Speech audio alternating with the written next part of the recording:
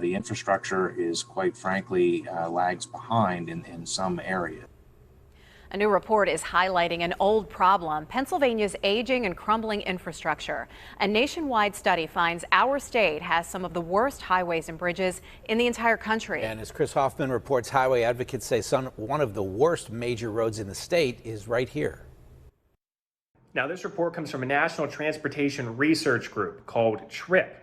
It says traffic is increasing while the highways that traffic is on, those are falling apart. In Pennsylvania, the study found 5% of our interstate highways are in poor condition, 11th worst in the country, and 4% of our interstate bridges are structurally deficient, 12th worst nationally.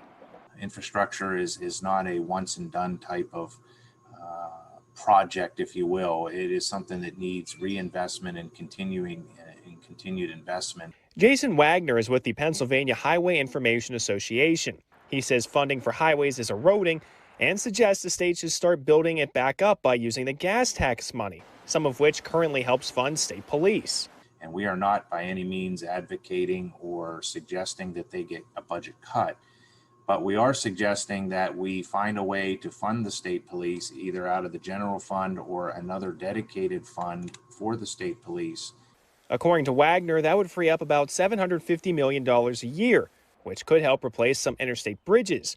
The TRIP study says about 60% in PA are at least 50 years old. The amount of freight traffic and the amount of smaller truck deliveries is increasing, and that's putting a toll on our infrastructure network. As for our highways, they need an overhaul too. In fact, Wagner says Interstate 70 in our area needs major upgrades in addition to those repairs. There's a large portion of that roadway is old, and it does need to be reconstructed.